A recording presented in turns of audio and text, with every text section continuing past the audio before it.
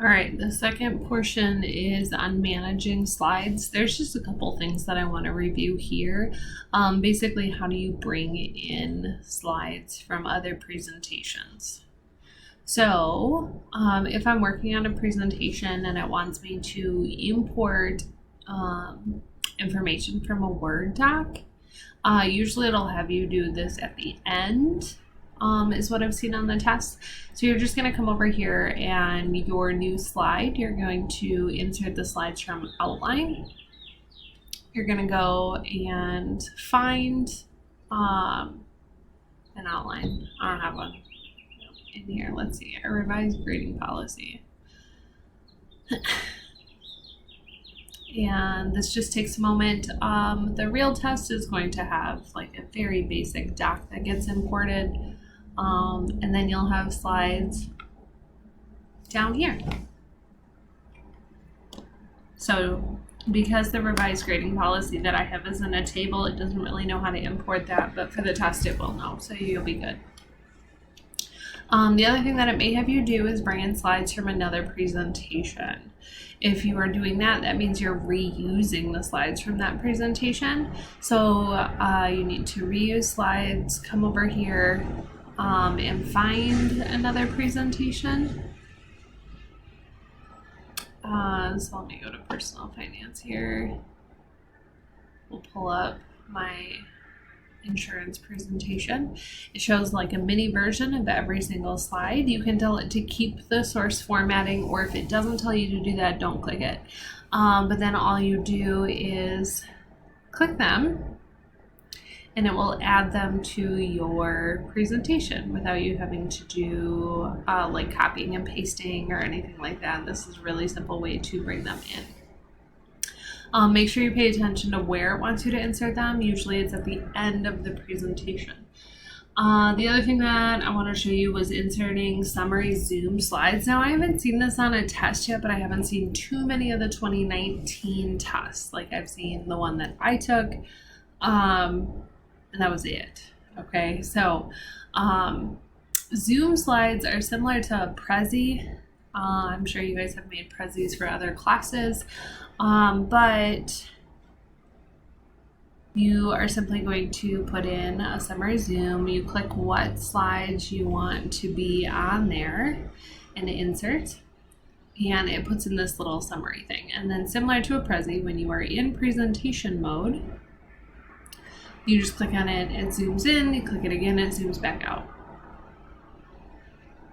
So that's all a Zoom slide is. I have not seen these on tests yet, so that is something to keep in mind, that like, I don't know if those are going to be on there or not, but they are a part of the learning requirements, like the objectives on the test, to make sure that you feel comfortable with those. Modifying slides, you should be good on. Ordering and grouping slides, you should be good on those. Okay, let me know if you do have questions. Otherwise, I'm going to go on to section 3, inserting and formatting text, shapes, and images. Only a couple things that I want to point out in here. If we have a text box and we want to format the text into multiple columns instead of a single one, you can do that on any sort of shape or text box. You just come into format shape, and then when you get to the text box section, you can go into columns and tell it how many columns you want. Okay, I have seen this on tests, to make sure that you feel comfortable getting there, but that's going to be in your format shape. Find the text box section and tell it that you want those columns. I'm going to go back to a single column.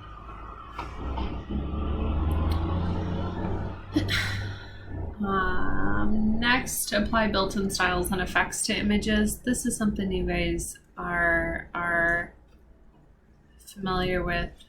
Let me insert a picture here real quick.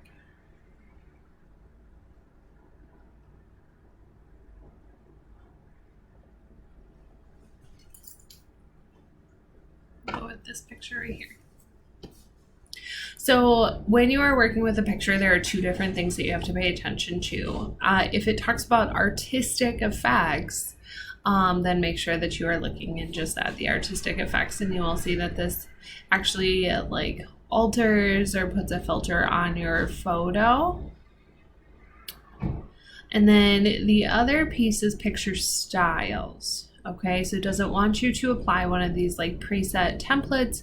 They do all have names, so if it tells you to like the reflected perspective right, like you're looking for that one. Okay, so beveled oval black, beveled oval white, or this is the metal oval. But you will find those. Otherwise, you can come into picture effects and just do like one thing at a time. Like if you're putting a glow on your picture, if you are putting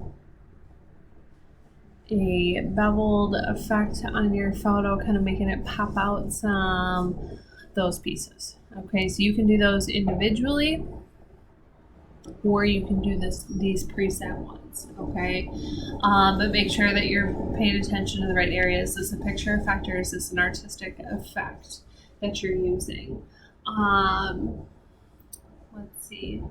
Resizing shapes and text boxes. So I know you guys know how to like resize things like this, but making sure that you know exactly how to resize something using this, okay, of setting it at specifically a certain height and width. And with this also comes positioning. Okay, so I've seen this trick a lot of people on the test, and it's not a trick, it stumps people. Okay, so where exactly do you want this to be? Okay, so sometimes it tells you that it wants it like 1 inch and 1 inch. Okay, it's 1 inch down, it's 1 inch over. But it will tell you very specifically, or it'll say in the direction, size, and location does not matter.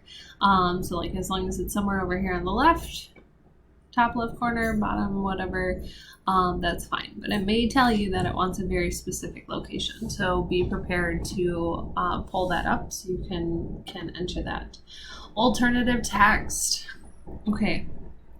This is huge right now. Like this is showing up on all of the tests everywhere, is being able to add this alternative text, okay, or alt text. So basically it's just putting in like how would you describe this object? It's context to someone who is blind. This one automatically generated a close-up of a dog.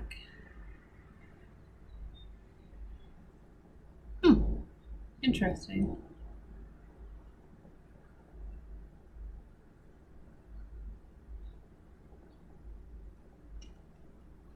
That's new, that it automatically generates them.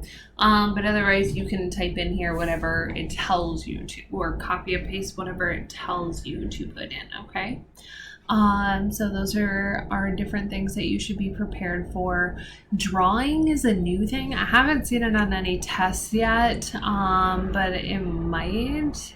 Could you do this? I can't imagine it would do much to require you. Interesting. Ooh, I have a touchscreen laptop, so I can draw. Interesting. But I haven't seen that on a test, okay? Finally, for this video, I'm just going to talk quick about ordering and grouping objects on the slide. So right now we have my text, then my photo is on top of the text, and then this pen drawing is on top of that.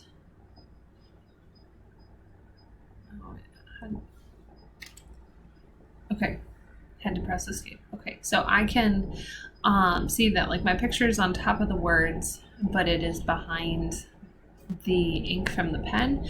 So just simply being able to like rearrange these things is definitely something that you're going to need to be prepared to do on the test of reordering those. Next is aligning the shapes, images, and text boxes. So I have to select. Okay, so let me select all three of these, and let's make sure that they're all lined up perfectly. So I can come over here and I can tell it to align just to the left, and it'll pull the leftmost shape. Sorry for the sirens in the background. It'll pull to the leftmost side of the shape. If I tell it to align right, it goes to the rightmost of any of them that I have selected. Right now they are aligned to the objects. If I tell it to align to the slide though, and I tell it to go to the left, now it'll go to the very left of the slide. Okay, so make sure you pay attention to, are you aligning them to each other or aligning them to the slide? But I think that's it for section 3.